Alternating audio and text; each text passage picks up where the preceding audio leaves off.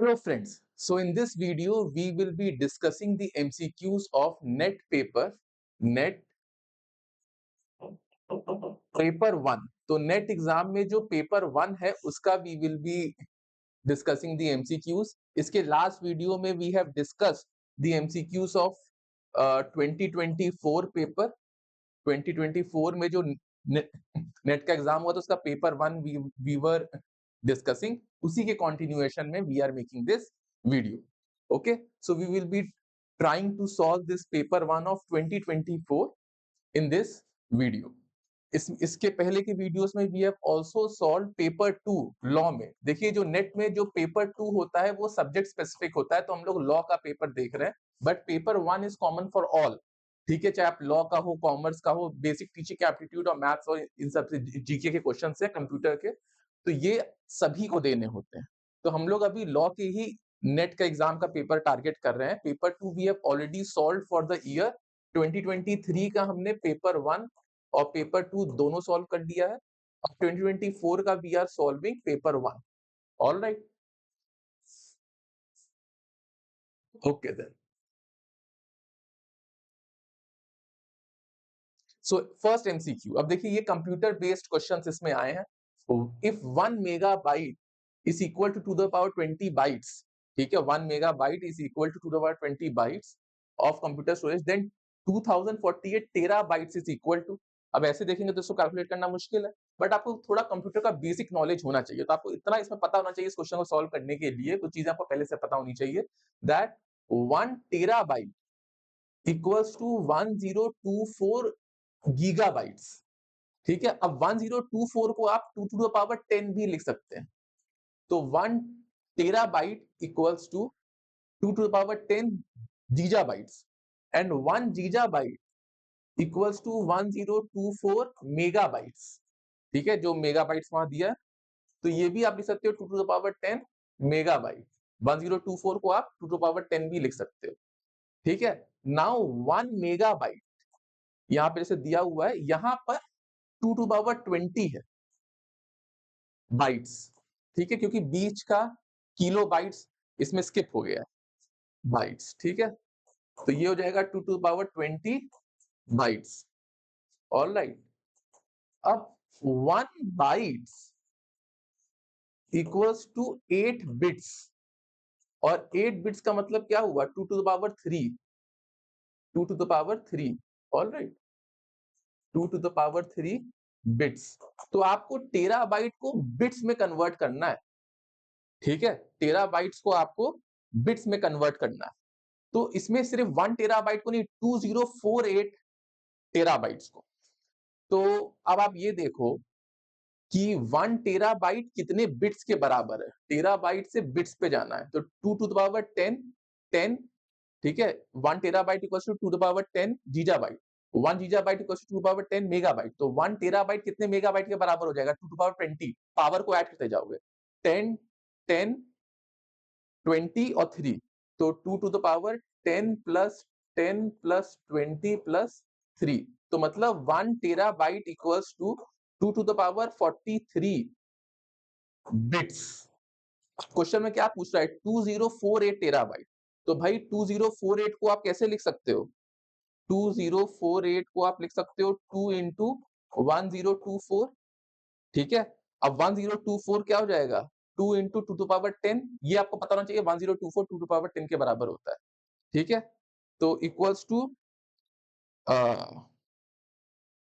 ठीक है, अब ये कितना हो जाएगा, मतलब इसमें हमें 2 to power 11, 2 into 2 to power 10 को आप 2 टू पावर 11 लिख सकते हो। तो अगर 1 टेराबाइट 2 टू पावर 43 बिट्स के बराबर है, तो 2 टू द पावर 11 टेराबाइट्स कितने बिट्स के बराबर होगा। तो सिंपल 2 टू पावर 11 को इंटू कर दो, 2 power 43 into 2 to power 11। So 2048 terabytes equals to 2 to the power 43 into 2 to power 11 bits. ये हो जाएगा 2 टू द पावर 54। ठीक है, तो इसमें आपको एक बेसिक टेबल ये पता होनी चाहिए, और बाकी अगर आप हमारा नोट्स लेंगे तो इसमें ये सारी चीजें का नोट्स दिया होगा। ठीक है, तो आंसर विल बी ऑप्शन 3। ठीक है, alright. So now next MCQ, आज हम लोग वी विल बी ट्राई कि हम लोग paper 2 we finish it fully, paper 1 we finish it fully. Paper 1 में 50 एमसीक्यूज होते हैं। लास्ट क्लास में we solve many of the MCQs.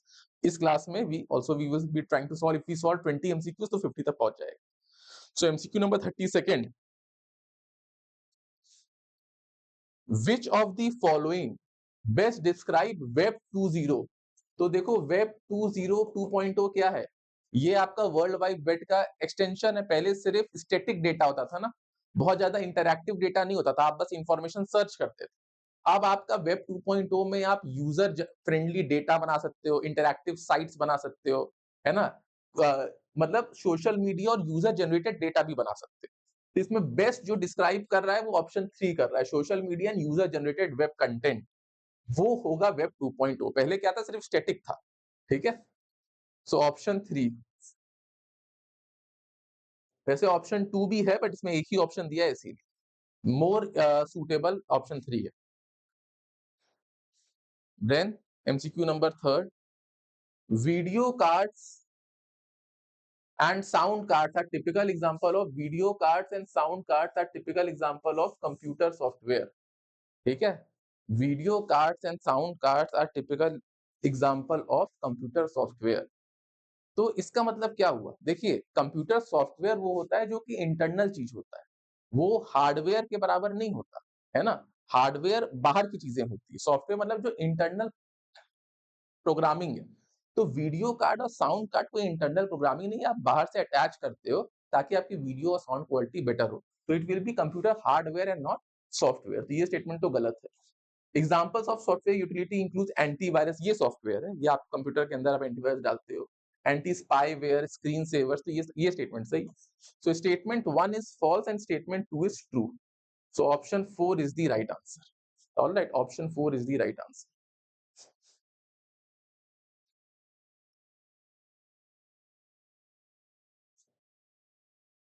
Which of the following statements are true?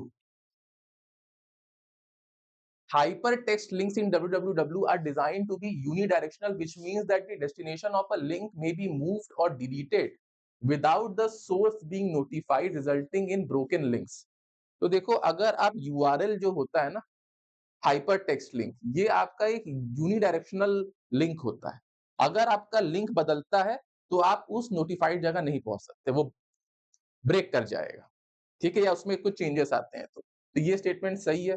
The Google search in the algorithm is secret, so the general public does not know how the result of the search are being ranked when presented to user. देखिए, ये secret तो है, exact कैसे work करता है we don't know. We have certain guidelines कि ऐसे work करता होगा, है ना, सुटेबिलिटी के लिए, but how does the exactly algorithm works, that is very secret. ठीक है, तो ये भी स्टेटमेंट सही है।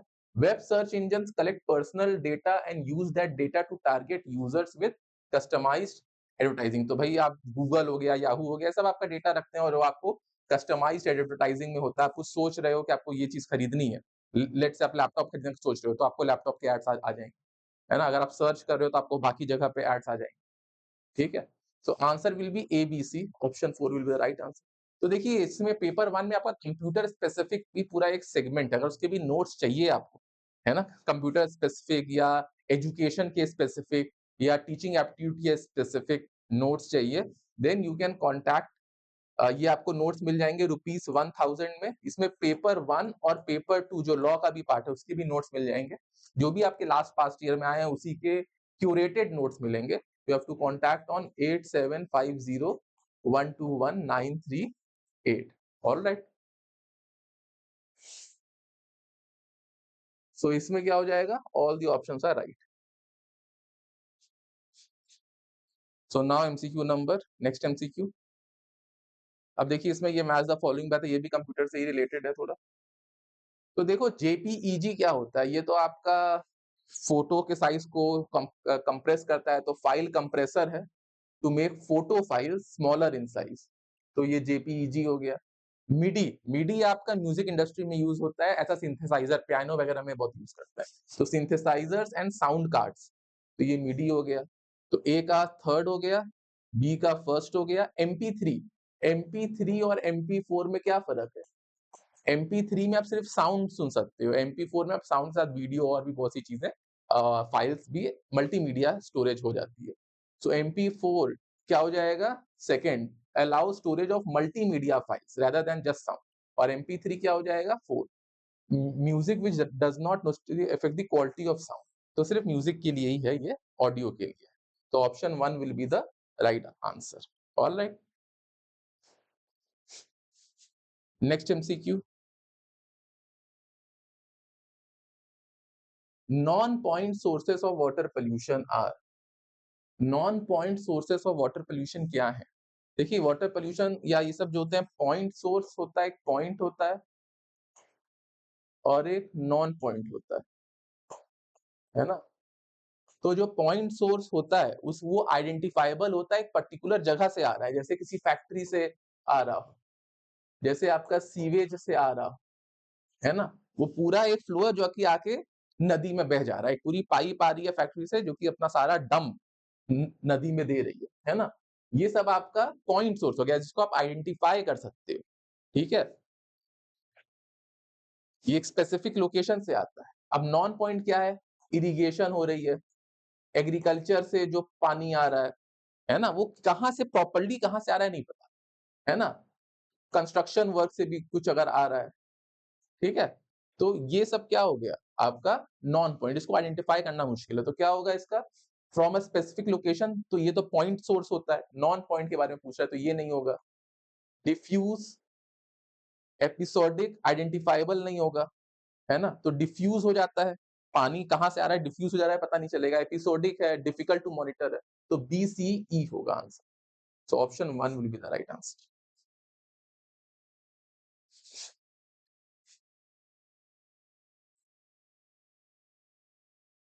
Which of the following are biofuels? Biofuels क्या है इनमें से? तो बायोफ्यूल्स हैं इसमें, देखिए बायोफ्यूल्स इसमें मिथेनॉल होगा, इथेनॉल होगा, जो इतना आपको इतने हार्मफुल साइड इफेक्ट्स नहीं छोड़ रहे हैं और आपको एनर्जी में भी हेल्प कर रहे हैं, जो कि थोड़ा-सा सस्टेनेबल हैं और एग्रीकल्चर से ही बने हैं, ठीक है? तो थोड़ा-सा ये हो जाएगा मिथेनॉल एंड इथेनॉल, तो B and D environmental friendly. Next, international solar alliance president, sorry, post of president is held by India. ये बात सही है। देखिए, इंटरनेशनल सोलर अलायंस एक ऑर्गेनाइजेशन है जो कि जिसमें जितनी भी सोलर कंट्रीज हैं जहां पे सनरेज डायरेक्ट पहुंचती है, मतलब ट्रॉपिक ऑफ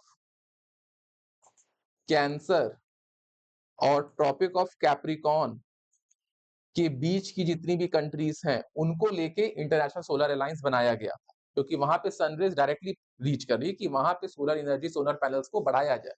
और ये इनिशिएटिव अपने प्राइम मिनिस्टर नरेंद्र मोदी का था, और इसका headquarter is also in India, it is in Gurugram, ठीक है?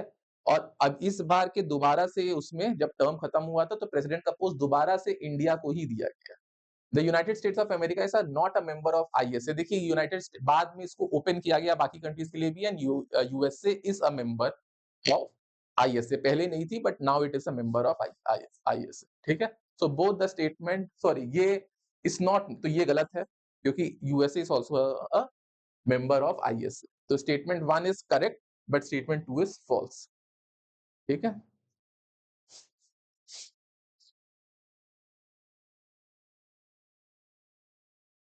Given below are two statements. UNFCC was framed during Kyoto protocol. तो देखिए, ऐसा नहीं है। UNFCC जो है, United nation framework convention of climate change, ये आपका 1992 में से है। इसके अंडर क्योटो प्रोटोकॉल और पेरिस एग्रीमेंट बने, ठीक है? तो this statement is wrong. Kyoto protocol set up different limits of carbon emission for individual nation depending on their output before 1990। तो देखिए, ये स्टेटमेंट सही है। वैसे इसमें बिफोर 1990 मतलब 1990 तक का बेस माना गया है, और उसके बाद क्योटो प्रोटोकॉल में उसी के बेसिस पे कार्बन एमिशंस की लिमिट सेट करी गई है, ठीक है? सो ये स्टेटमेंट को सही मान लेते हैं। तो option 4, excuse me, option 4 is the right answer.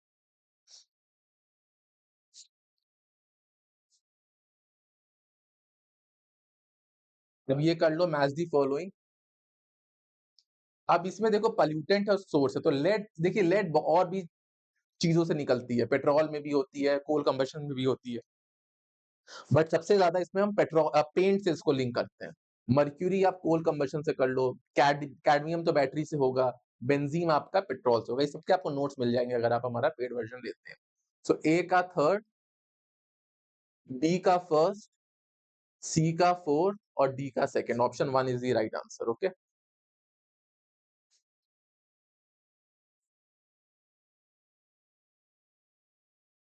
उन्नत भारत अभियान, ये उन्नत भारत अभियान क्या है? ठीक है, होलिस्टिक डेवलपमेंट, उन्नत भारत अभियान में क्या है, एकेडमी को रूरल एरिया में एक होलिस्टिक डेवलपमेंट करना है, हायर एजुकेशन इंस्टीट्यूशंस को, अपना रिसर्च और इन सब से। तो holistic development of rural area, reorient academic circular and research program to align them with development of local community, enable effective intervention at field level, inculcate the moral values, ऐसा कुछ है नहीं, है ना। अब इनकलकेट दी मॉरल वैल्यूज तो आपका मतलब बहुत बेसिक सी बात है, तो आप ए बी सी में ही जाओ, क्योंकि ऐसा पर से कोई गोल इसका ये नहीं है। ठीक है, A B C can be done.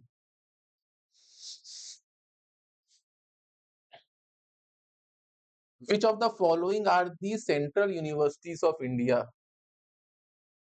देखिए, Nagaland university is a central university, Acharya Nag Arjun university is a state university, Sikkim university is also central university, Manipur university पहले स्टेट थी बट 2005 में इसको सेंट्रल यूनिवर्सिटी का स्टेटस मिल गया था by passing an act. Central university वो होती है जो गवर्नमेंट ऑफ इंडिया के एक्ट से बनती है, act pass by the parliament. ठीक है, तब उसको फंडिंग वगैरह सब सेंट्रल गवर्नमेंट से मिलती है। गुवाहाटी यूनिवर्सिटी जो है वो स्टेट यूनिवर्सिटी है। देखिए, गुवाहाटी यूनिवर्सिटी स्टेट यूनिवर्सिटी है, but Assam university central university. तो ये भी याद, इसका पूरा लिस्ट ऑफ यूनिवर्सिटीज कौन सी सेंट्रल है, कौन सी स्टेट है, या कौन कौन सी यूनिवर्सिटीज बहुत पहले स्टैब्लिश हुई थी, इन सबके नोट्स आपको मिल जाएंगे if you will be buying a paid version. ठीक है, सो आंसर विल बी, कौन सी सेंट्रल है, ए है, सी है और डी है। So option 2 is the right answer.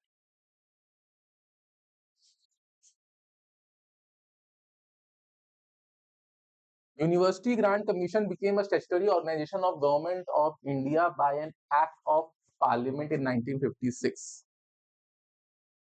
ठीक है, ये बात सही है, स्टैट्यूटरी बॉडी है 1956 में। एनसीईआरटी स्टैट्यूटरी एक ऑटोनमस बॉडी है which was form by 1961, government को एड करने के लिए प्लानिंग में क्या क्या सिलेबस रहेगा इन सब चीजों में, और इसका रिसर्च का भी काम है, एजुकेशनल रिसर्च। ठीक है, so both the statement 1 and 2 are correct. During colonial period veterinary college were opened in, तो वेटनरी कॉलेजेस जो थे वो लाहौर, बॉम्बे, कलकत्ता, दिल्ली में नहीं था, एबीसी में ओपन हुए थे। Option 4 will be the right answer.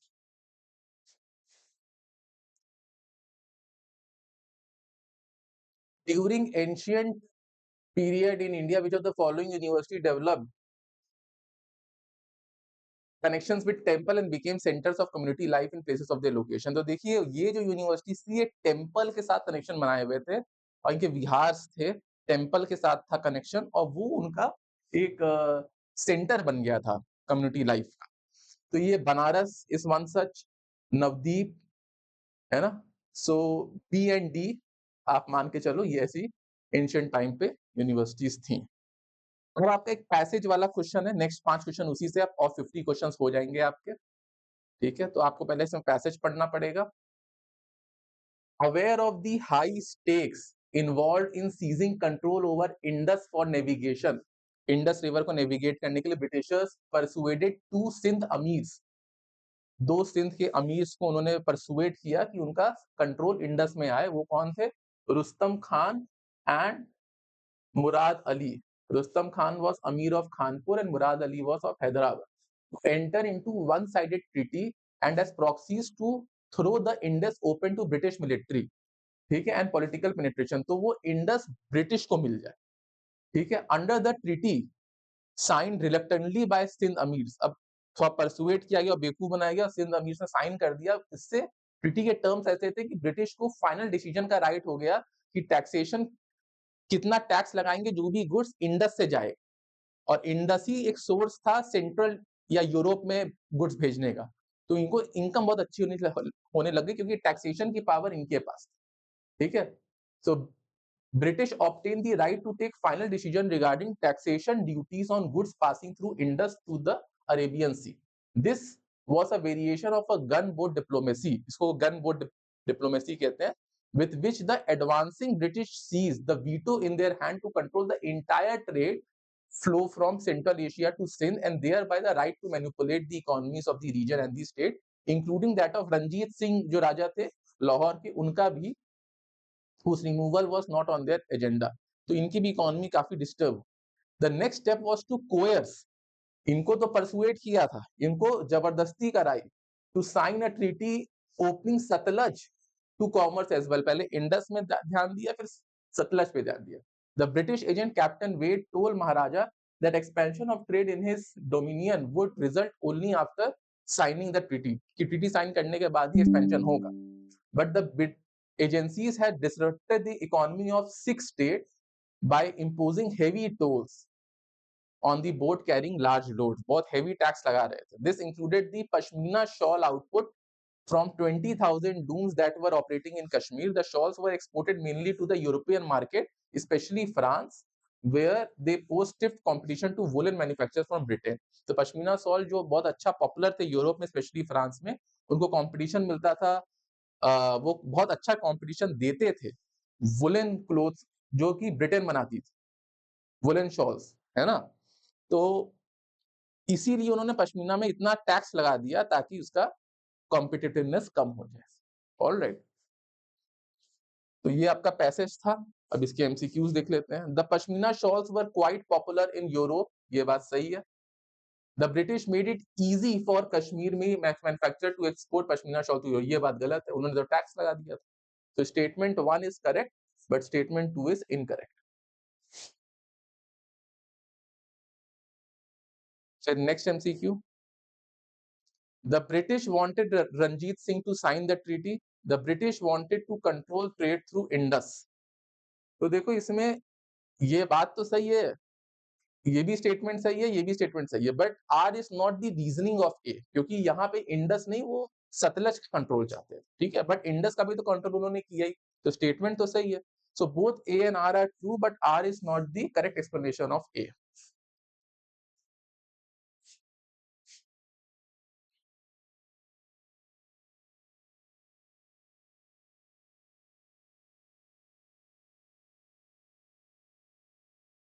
who were persuaded by the British to enter into a treaty with them. देखो परसुएशन तो रुस्तम खान और मुराद अली का हुआ था, रंजीत सिंह को तो कोएर्स्ट किया गया था, मतलब मेंटली आपने इतना प्रेशर डाला कि उनको कोएर्जन के थ्रू किया। तो आपका ए एंड बी आप कर सकते हो, है ना।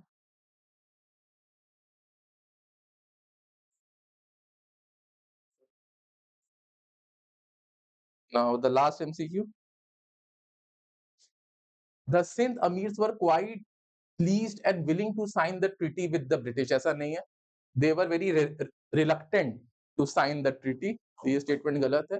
Controlling the navigation through Indus was high on the British agenda, ये बात तो सही है। तो statement 1 is incorrect and statement 2 is correct, ठीक है। सो option 4 will be the right answer. Alright, so with this आपकी ये 50 MCQs I think is over, नहीं एक एमसीक्यू बचा हुआ है 50th, या this the British wanted to control the navigation routes through river.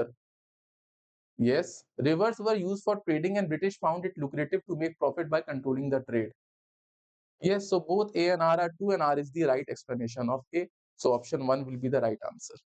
ठीक है, तो इससे हमने we have solved the 50 MCQs, जो भी 50 MCQs थे we have solved those of paper 1.